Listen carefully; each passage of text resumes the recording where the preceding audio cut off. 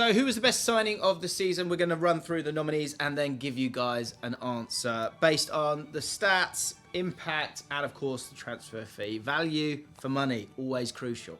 Let's begin with Cole Palmer. Kim, he left your club at the start of the season. Off you go, don't need you.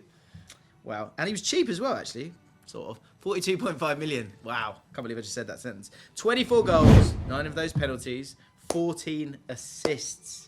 That's 38 goal involvement. That's good, isn't it? It's not bad. It's not bad at all. I mean, yesterday when he scored, my WhatsApp, my Man City chat was just pinging, and it was people who'd gone back about 9 months, and they were just replying to messages that I'd sent, like, yeah, get rid of him, 40 million, unbelievable bargain.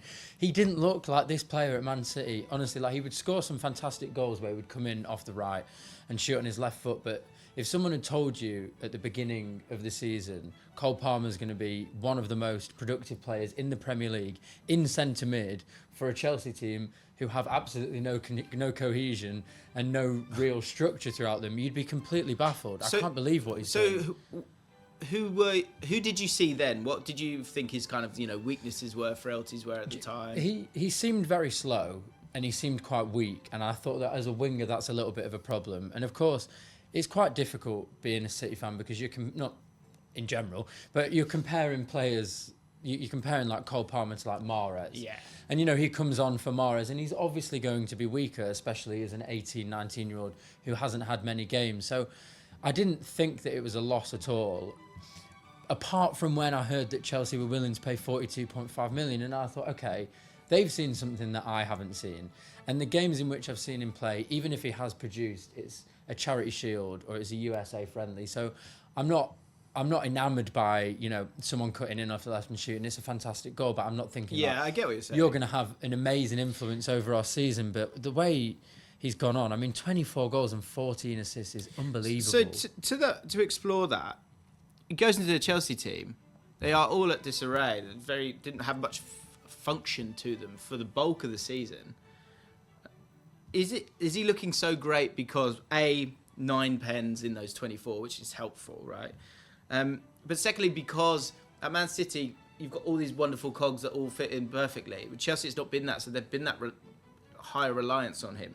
As Chelsea get better, will he get better, or do you think there might be a sort of change, a sort of levelling out of his impact as everyone else, he's not as relied upon?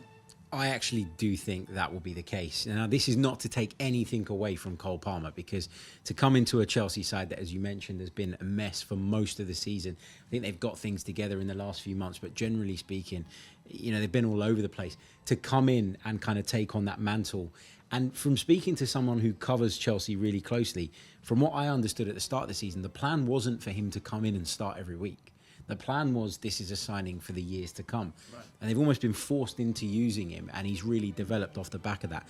But he's taken it, isn't he? He's taken it, absolutely. Yeah. I think the fact that he is quite confident in his own ability, I think that comes across. And the way he carries himself, I think has actually helped him, because in that Chelsea side where we were all saying all season, no leaders, no standout performers, he's gone and said, you know what, I'll have that role. I'll take on that mantle and I'll do it. And I think that's really benefited him. I do think in time, I'm not going to say that Cole Palmer's going to regress or anything, but I think as Chelsea get better, I think his individual impact might just level out a little bit with some of the other players. That's really interesting, because we were speaking off air before about managers, about this certain place and a certain time where people just fit. And I think he's found that at Chelsea. And I actually haven't watched the games and thought he's so good because he's so much better than everyone else on the pitch. I've thought this is a young man who's never really played at the top level before he's come on in individual games, like I'm saying, in pre-season friendlies or in community shields, and now he's playing week in, week out for a Premier League giant in Chelsea, and he is running the show. He's their main player, and not only with his feet, you can see him dictating with his hands where players should go. And I think, like, I'm watching that and I'm thinking, I don't want to go overboard, but that seems like a generational talent to me. That's like a Bellingham style player where you're affecting it with your feet, but you're affecting the game with your mind and your words as well,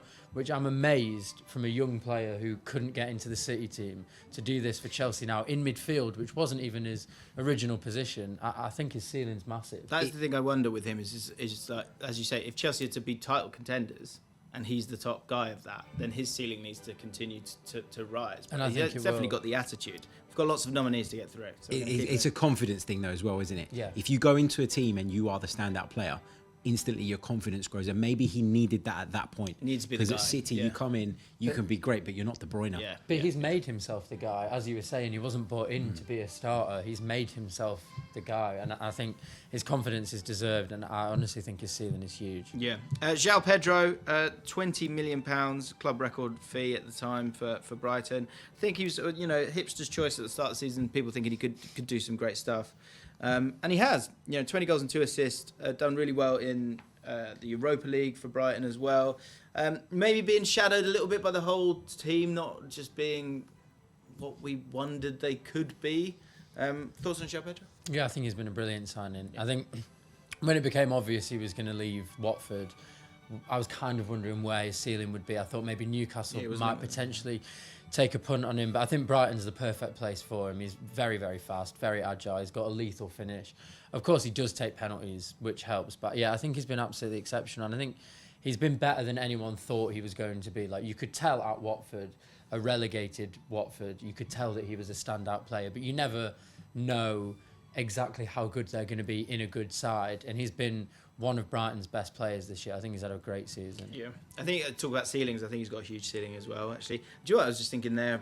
I think him learning under someone like Danny Welbeck, I think is going to be absolutely huge for him, because I think he's probably got more talent than Danny Welbeck. Absolutely. But I always think with Danny Welbeck, I'm always like, why is he still there? The reason he's still there is he's a really smart footballer, Danny Welbeck. And just signed a new contract as well. That's it. Well, there you go. Extended, Yeah. So I think it's a good place for him to learn. Yeah. You could imagine João Pedro really kind of stepping on, and then Brighton go and get another big fee for him. Mickey van der Ven, Harry, talk about your rival's centre back for me. I think he's been outstanding. He's been a really, really top signing for Tottenham, not only because he's got all the individual attributes that you look for in a modern day centre half, really comfortable on the ball, quick across the ground, strong, physical when he needs to be.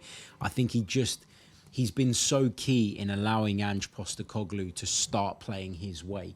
If you looked at Tottenham's group of centre-halves before, with the exception of maybe Romero, you were looking at players that probably needed to be sitting in a deeper line and needed the game to be in front of them rather than having to worry about spaces in behind them. Mickey van der Ven is equally comfortable at doing both of those things. He's played at left back the last couple of games as well, and I think he's shown his adaptability there as well.